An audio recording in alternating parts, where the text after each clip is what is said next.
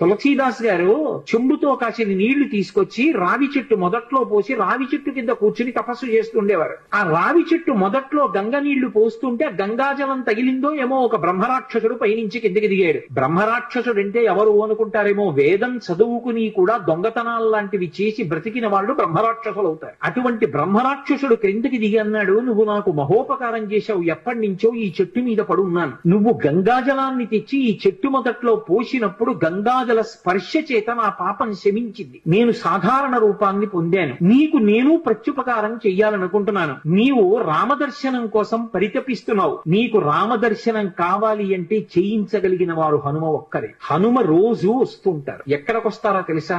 ఎక్కడెక్కడ రామనామం జరుగుతుందో, ఎక్కడెక్కడ రామనామం ప్రస్తావనకు వస్తుందో, ఎక్కడెక్కడ రామ కథ చెప్పబడుతుందో అక్కడ ఉంటారు. కాశీలో హనుమాన్ ఘాట్ లో ఒక వ్యక్తి రోజు రామాయణం చెప్తున్నాడు. అక్కడికి వచ్చి కూర్చుంటారు. ఎలా గుర్తుపడతావో తెలుసా? అందరికన్నా ముందు సభలోకి వస్తారు. అందరికన్నా ఆఖరణ కళ్ళ నీళ్ల పెట్టుకుని ఒక్కడు తలదించుకుని నడిచి వెళ్లిపోతూ ఉంటాడు. నువ్వు గుర్తుపట్టి వెంట వెళ్ళు అన్నారు. తులసీదాస్ గారు హనుమాన్ ఘాట్ వెళ్లి కూర్చున్నారు. అందరికన్నా ముందు ఒక వ్యక్తి వచ్చాడు రామాయణం వినడానికి. అందరూ వెళ్ళిపోయిన తర్వాత తల ఉంచుకుని కన్నులమ్మట నీరు కారుతుండగా వెడుతున్నాడు. తులసీదాస్ గారు ఆయన వెంటపడ్డారు. ఆ వ్యక్తి కనిపెట్టాడు, ఎవరో నన్ను వెంబడిస్తున్నారని. ఆయన హనుమ ముందు వెడుతున్నవారు. వెనక్కి తిరిగి గద్దించి తులసీదాస్ గారు చెంబుతో కాసిన నీళ్లు తీసుకొచ్చి రావి చెట్టు మొదట్లో పోసి రావి చెట్టు కింద కూర్చుని తపస్సు చేస్తుండేవారు. ఆ రావి చెట్టు మొదట్లో గంగ నీళ్లు పోస్తుంటే గంగాజలం తగిలిందో ఏమో ఒక బ్రహ్మరాక్షసుడు పైనుంచి కిందకి దిగాడు. బ్రహ్మరాక్షసుడు అంటే ఎవరు అనుకుంటారేమో, వేదం చదువుకుని కూడా దొంగతనాలు లాంటివి చేసి బ్రతికిన వాళ్ళు బ్రహ్మరాక్షసులు అవుతారు. అటువంటి బ్రహ్మరాక్షసుడు క్రిందకి దిగి అన్నాడు, నువ్వు నాకు మహోపకారం చేశావు, ఎప్పటి నుంచో ఈ చెట్టు మీద పడున్నాను. నువ్వు గంగాజలాన్ని తెచ్చి ఈ చెట్టు మొదట్లో పోసినప్పుడు గంగాజల స్పర్శ చేత నా పాపం శమించింది. నేను సాధారణ రూపాన్ని పొందాను. నీకు నేను ప్రత్యుపకారం చెయ్యాలనుకుంటున్నాను.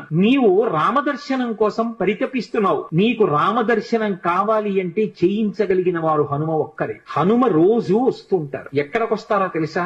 ఎక్కడెక్కడ రామనామం జరుగుతుందో, ఎక్కడెక్కడ రామనామం ప్రస్తావనకు వస్తుందో, ఎక్కడెక్కడ రామ కథ చెప్పబడుతుందో అక్కడ ఉంటారు. కాశీలో హనుమాన్ ఘాట్ లో ఒక వ్యక్తి రోజు రామాయణం చెప్తున్నాడు. అక్కడికి వచ్చి కూర్చుంటారు. ఎలా గుర్తుపడతావో తెలుసా? అందరికన్నా ముందు సభలోకి వస్తారు. అందరికన్నా ఆఖరణ కళ్ళ నీళ్ల పెట్టుకుని ఒక్కడు తలదించుకుని నడిచి వెళ్లిపోతూ ఉంటాడు. నువ్వు గుర్తుపట్టి వెంట వెళ్ళు అన్నారు. తులసీదాస్ గారు హనుమాన్ ఘాట్ వెళ్లి కూర్చున్నారు. అందరికన్నా ముందు ఒక వ్యక్తి వచ్చాడు రామాయణం వినడానికి. అందరూ వెళ్ళిపోయిన తర్వాత తల ఉంచుకుని కన్నులమ్మట నీరు కారుతుండగా వెడుతున్నాడు. తులసీదాస్ గారు ఆయన వెంటపడ్డారు. ఆ వ్యక్తి కనిపెట్టాడు, ఎవరో నన్ను వెంబడిస్తున్నారని. ఆయన హనుమ ముందు వెడుతున్నవారు. వెనక్కి తిరిగి గద్దించి